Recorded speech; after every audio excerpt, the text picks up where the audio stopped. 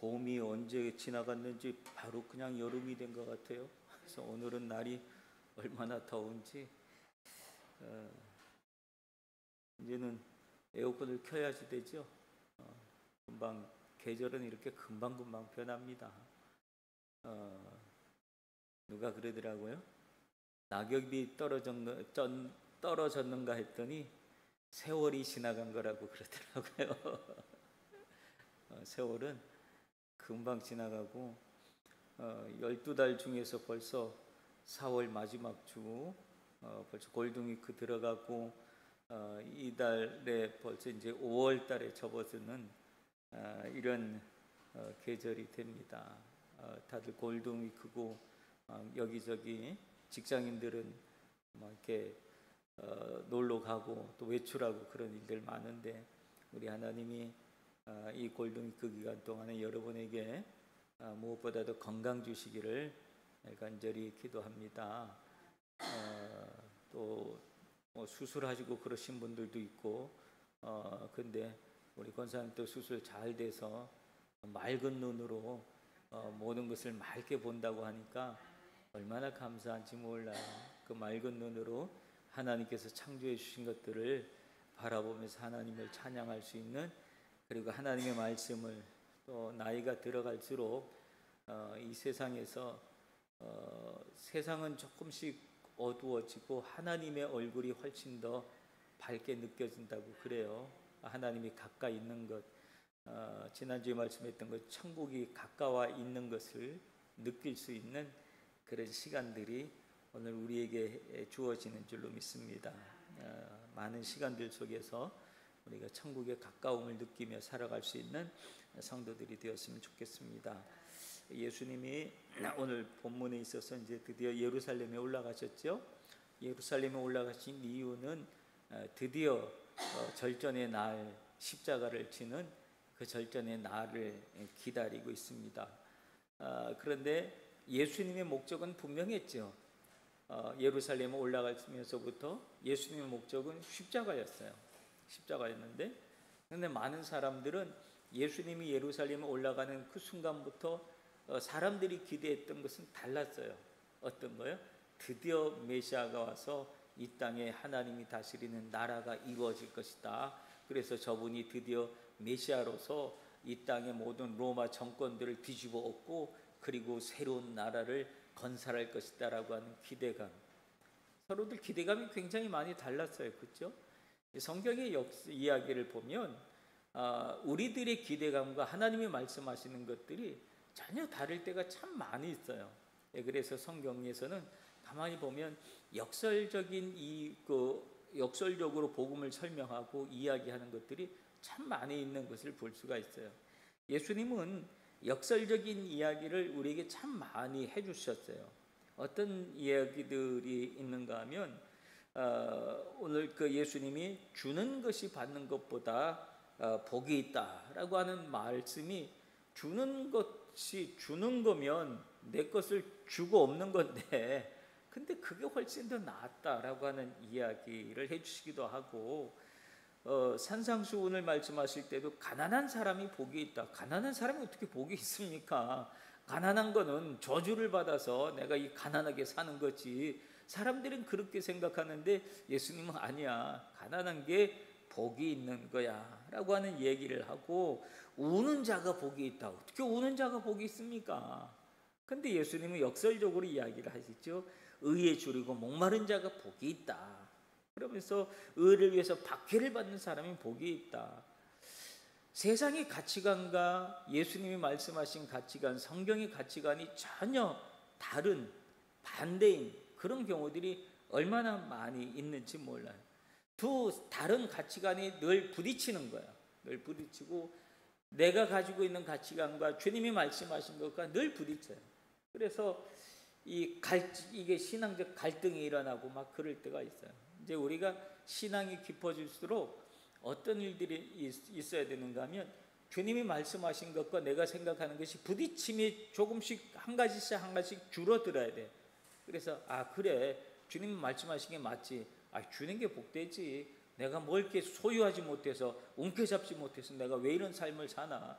움켜잡으려고 애쓰는 삶은 불행한 삶이에요. 그렇죠?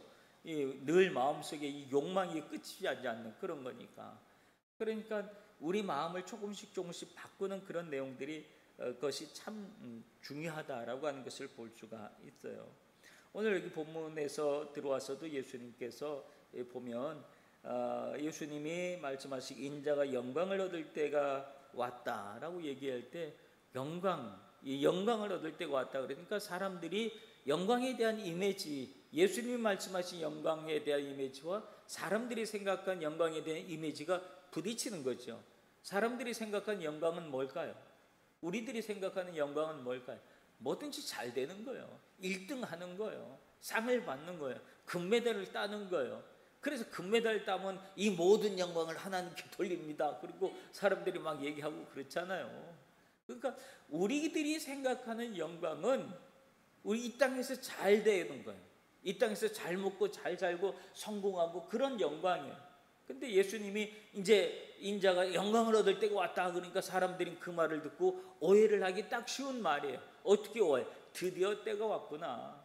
예수님이 영광을 얻어 드디어 예수님이 왕이 되는구나 라고 하는 오해를 얻기가 참 쉬운 말씀을 해주신 거예요. 그러나 예수님이 말씀하신 영광을 얻을 때가 왔다라고 하는 이 말씀의 실제 의미는 뭐예요? 내가 십자가에서 죽을 때가 되었다라고 하는 이야기거든요. 죽음이, 십자가의 죽음이, 당시의 십자가의 죽음이라고 하는 것은 그 잔인한 그 형벌인데, 형틀이고 아주 강도들 중에서도 살인마 이런 강도들이 받는 형인데, 그것으로 십자가로 죽는 것을 예수님이 어떻게 영광으로 이야기할 수가 있겠느냐라고 하는 것이죠. 그런데 예수님이 말씀하신 그 십자가의 영광은 뭐예요? 그 십자가상에서 예수님이 무엇을 이루셨기 때문에 영광을 이룰 때가 왔다고 말씀하신 걸까요? 그 십자가에서 하나님의 뜻을 이루었기 때문에 그렇다는, 하나님의 뜻을 이룬 거예요. 십자가에서. 왜? 예수님께서 하나님의 당신의 독생자를 이 땅에 보내주신 이유가 어디에 있어요? 이유가 하나님이 세상이 이처럼 사랑하사 독생자를 주셨으니 이는 저를 믿는 자마다 멸망치 않고 영생을 얻게 하려 함이니라. 하나님께서 예수님을 이 땅에, 당신의 독생자를 이 땅에 보내주신 이유는 한 사람들 멸망하지 않고 구원을 받게 하는 것이 하나님의 당신의 독생자를 보내주신 이유인데, 그 방법은 뭐냐면 대신 죽이는 거거든요. 누구 대신에? 마땅히 죽어야 될 나 대신에 당신이 아들을 죽이는 거예요. 잔혹한 현장이에요. 근데 그 잔혹한 현장의 이야기를 예수님은 역으로 거꾸로 얘기해요. 뭐라고? 영광을 얻을 때가 됐다. 여러분, 하나님의 영광이라고 하는 것은 내가 하나님께 영광을 돌립니다라고 하는 그런 말을 우리가 하잖아요. 하나님께 영광을 돌린다고 얘기했을 때 우리가 생각하는 영광의 이미지와 예수님이 말씀하신 이 영광의 이미지가 전혀 다른 거죠. 우리는 잘 돼서 영광인데 예수님은 죽어서 영광이라. 죽어서 영광이, 왜 죽는 것이 왜 영광이냐면 그것이 하나님의 뜻을 이루었기 때문에 영광이라고.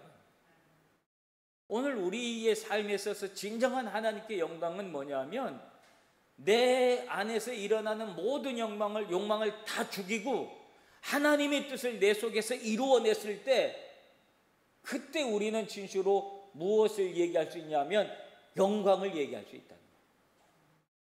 진정한 영광을 얘기할 수 있어요. 그 영광 속에 뭐가 들었어요? 죽음이 들었거든요. 영광 속에 죽음이 들어요. 여러분, 선수들이 막 그렇게 했을 때 얼마나 그 하나의 그 승리를 위해서, 그 한 게임의 승리를 위해서 흘린 땀이 얼마나 엄청나요. 그 1승이라고 하는 승리 속에 그 수많은 땀의 이야기가 있는 거예요. 그 땀이 있었기 때문에 영광을 이야기할 수 있는 거예요. 땀이 없었으면, 그 수고가 없었으면 그 가치가 별로 없는 거예요. 우리가 예수님이 영광을 얻을 때가 왔다라고 얘기했을 때 그 영광의 의미를 우리가 조금 더 묵상해야 될 필요성이 있겠다 싶은 생각을 합니다. 여러분의 삶 속에서도 하나님께 내가 잘 먹고 잘 살게 돼서 하나님 영광을 돌립니다. 이거는 사실 그렇게 큰 영광이 아니에요. 진짜 영광은 내가 어렵고 힘들고 고난 중에서도 하나님, 내가 하나님의 뜻을 버리지 않았습니다. 내가 정말 어렵고 힘들었는데 하나님, 내가 마귀에게 지지 않았습니다. 내 까딱하면 내가 넘어갈 뻔했는데 참았습니다. 까딱하면 넘어갈 뻔했는데 내가 잘 참았습니다. 그럴 때 하나님이 그 고백을 통해서 하나님은 영광을 받으신 줄로 믿습니다. 그러므로 하나님께 그런 영광을 돌릴 수 있는 우리 믿음의 성도들이 되시길 간절히 기도합니다. 그리고 난 다음에 예수님이 하신 말씀이 내가 진실로 진실로 너희에게로 오노니 한 알의 밀이 땅에 떨어져 죽지 아니하면 한 알 그대로 있고 죽으면 많은 열매를 맺는다라고. 죽으면 제가 이게 봄 되면 2월 달 되면 이렇게 씨를 사서 이렇게 땅에다 뿌리고 하는 걸 재밌어해요. 제가 재밌어서 하는 거예요. 참 재밌어요. 근데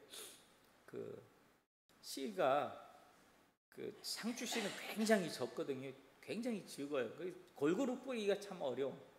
근데 호박 씨는 호박은 씨가 좀 크잖아요. 그래서 호박은 씨를 뺐는데 이게 호박 씨는 새로 안 사고 재작년에 있었던 호박을 씨를 우리가 호박죽 다 해먹고 그 씨를 내가 다 말려놨었거든요. 그 말린 걸 가지고 심은 거야. 말린 거 가지고 심었는데 이게 한 2년 된 건데 심었는데 어떤 건 내가 맨날 가서 보는 거예요. 심으면 관심이 가요. 자기가 심었기 때문에 관심이 가서 맨날 아침 가서 물 주고 또 얼마큼 됐나, 뭐가 변화가 있나, 뭐 아무런 변화가 없는데도 맨날 가서 이렇게 쳐다보고 그래요. 그 씨를 심어놔요. 근데 어느 날 내가 씨를 한 5개 심었거든요. 요 조그만 데다가 이게 묘종을 하려고 했는데 하나가 쑥 났었어. 씨가 이만큼 펄럭 나더니 씨가 나더라고. 그래서 얼마나 기쁜지 몰라요 이게. 근데 이상하다. 나머지는 왜 안 되지? 5개를 심었는데 1개는 싹을 났는데 하나는, 나머지는 이게 씨가 안 나오는 거야. 싹이 안 나오는 거야. 그래갖고 이걸 어떡하나. 그리고 이제 비가 많이 왔을 때 막 이 엉망이 돼가지고 꼬챙이를 가지고 이렇게 봤어. 그랬더니 하나는 싹이 이렇게 났는데 나머지는 다 죽어 있더라고. 그래서 싹을 못 내는 거예요. 그 중에 하나가 싹을 내가지고 이제 저기 저쪽에다가 갖다가 심어놨어요. 그리고 이제 소중히 또 맨날 이렇게 물 주고 그러고 잘 키우고 있는 중에 이제 그 놈이 하나 싹을 내기 시작하면 이제 올 가을에는 호박잎을 따먹고, 이게 상추가 다 끝나고 난 다음에 이제 호박잎이 나올 거예요. 이게 지금 이제 깻잎하고 같이 자라고 있으니까 이제 호박잎이 나기 시작하면 그 호박과 더불어서 이제 호박이 또 막 열리잖아요. 많이 될 때는 진짜 많이 열려요. 근데 안 될 때는 또 안 되고 그러더라고요. 왜 안 되는지 모르겠어. 실력이 없어서 그렇겠죠. 근데 어떤 거는 부르트기만 하고 물을 많이 줬으니까 부르트기만 했어요. 근데 싹이 안 나. 근데 요게 죽은 거는 그 씨 자체가 완전히 없어지고 싹만 남아요.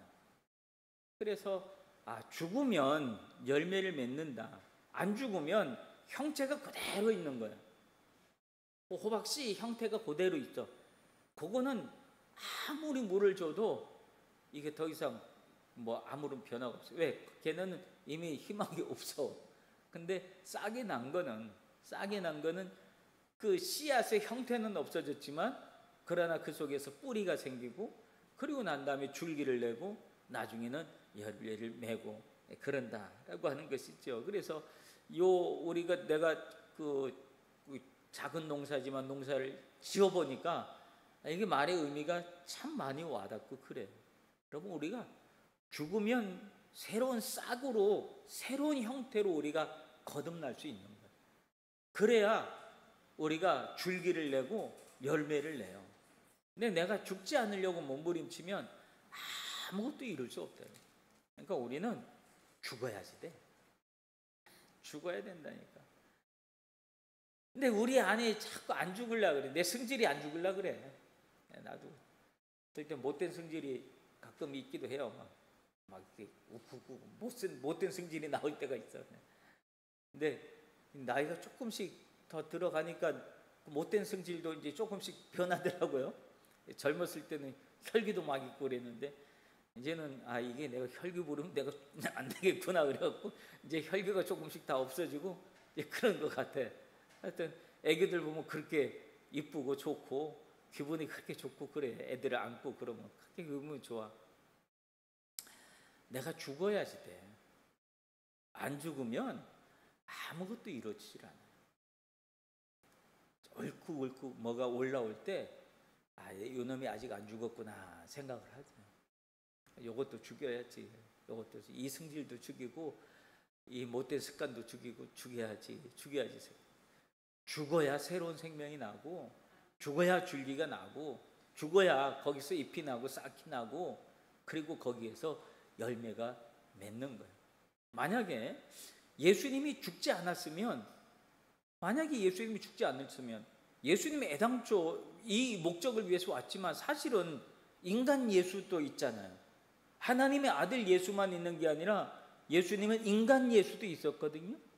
인간 예수는 뭐냐면 우리가 느끼는 모든 아픔과 고통을 다 같이 느꼈어요. 예수님도 아프기도 하고 힘들기도 하고 고단해서 자기도 하고 어떨 때는 화가 날 때는 막 화를 내기도 하고 그랬잖아요. 그렇죠? 막 상을 뒤집어 엎기도 하고 채찍을 들기도 하고 예수님도 한승질을 하셨잖아요. 바리새인들을 향한 이 독사의 새끼들아 그러고 얘기하고 이 회칠한 무덤아 그러면서 막 야단도 치고 막 큰 소리 치고 예수님도 30대 젊은이가 가지고 있는 모든 건 다가 예수님이 다 가지고 있었던 거예요. 십자가 생각하면 예수님이 안 죽고 싶잖아요. 그거 어떻게 져? 그러니까 할 수만 있거든. 이것을 안 지고 싶어서 그렇게 엎드려서 기도한 거 아니에요. 결국은 하나님의 뜻에 자기의 뜻을 죽이신 거잖아요. 그래서 나의 원대로 마옵시고 아버지 원대로 되기를 원하나이다. 그게 자기를 죽인 거거든. 자기 뜻을 죽인 거거든. 자기 생각을 죽이고 모든 것을 다 죽여서 하나님 앞에 복종한 거거든요.